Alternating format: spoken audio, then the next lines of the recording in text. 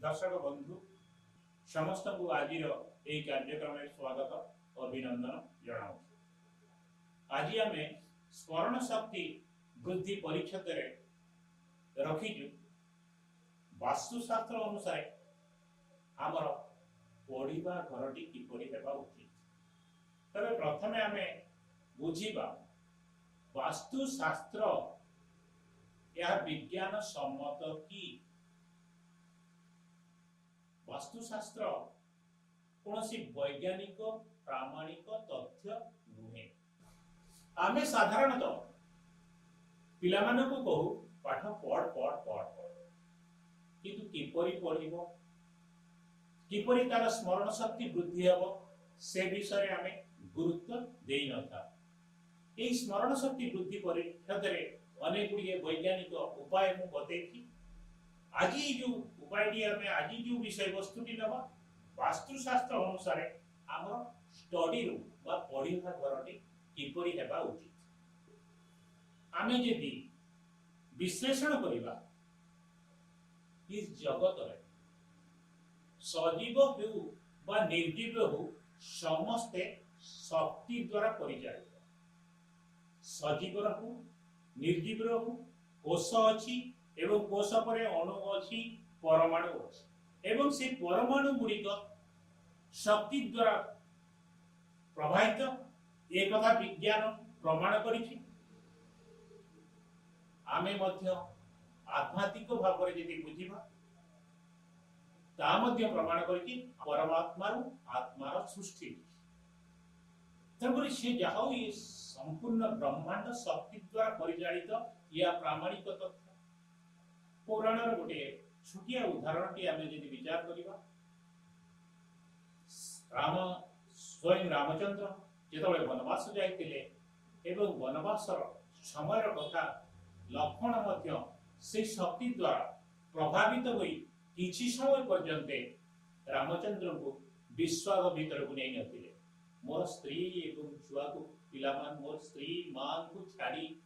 मु भाई आपन को सहित काई के आसे ए मध्य संदेह क्षेत्र देखिदे। किछि समय परे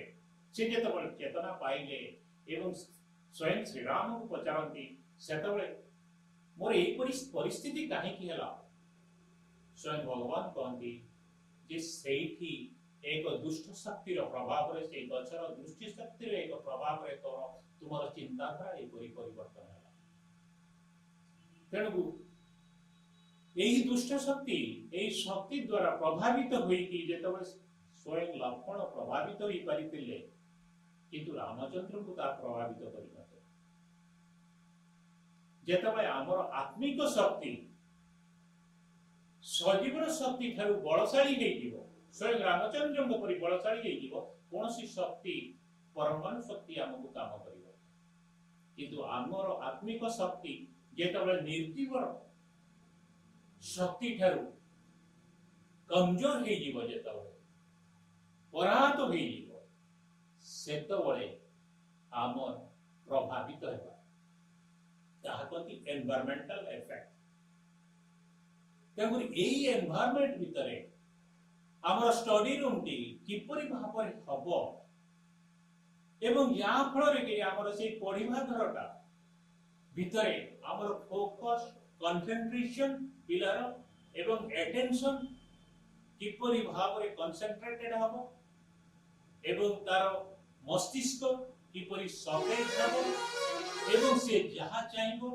ता मने रखि परिबो एई भली एक परिवेश सृष्टि करि दिया जाई पारे यदि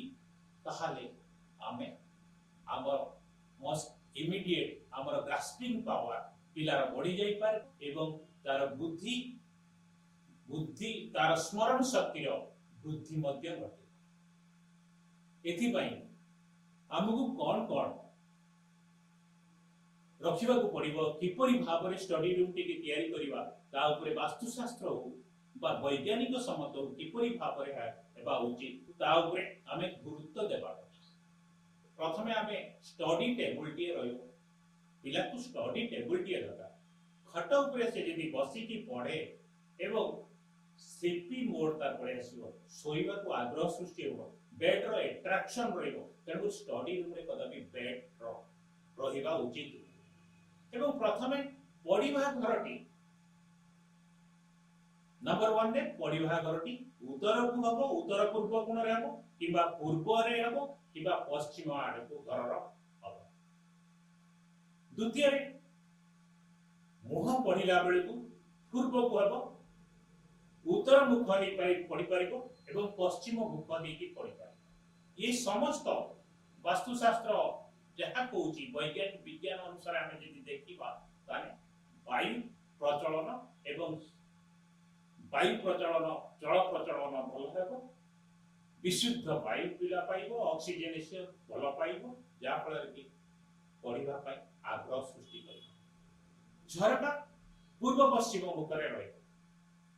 चतुर्थ द्वार उत्तर पूर्व एवं पूर्व एवं पश्चिम कोण रही उचित पंचम मुंड उपरे कौन बीम रही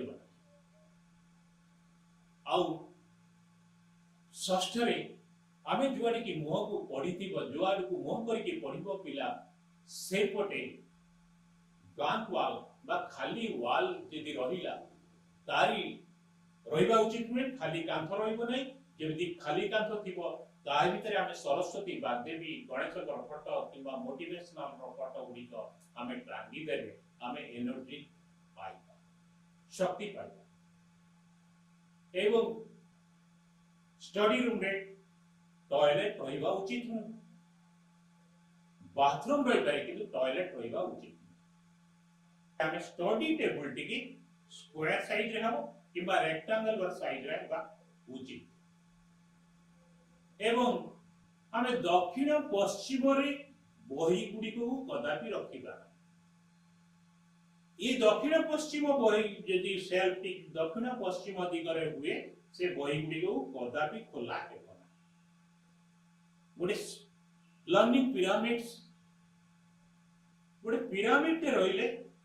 टेबल ऊपर स्टडी टेबल ऊपर रहिले यह हमर एनर्जी फ्लो को बैलेंस करिवो कंसंट्रेशन एंड फोकस को डेवलप करे पेंडुलम घंटा के उत्तर दिगरे रहिले पिलार फोकस एवं कंसंट्रेशन बढ़े ये 12टी उपाय यदि आमे अवलंबन करती वास्तुशास्त्र अनुसार ताहा एक शांत परिवेश सृष्टि करिवो जाफल करे पिलार आग्रह हबो मोटिवेटेड हबो पाठ पढ़िबा पई एथिरे संदेह ना थैंक यू।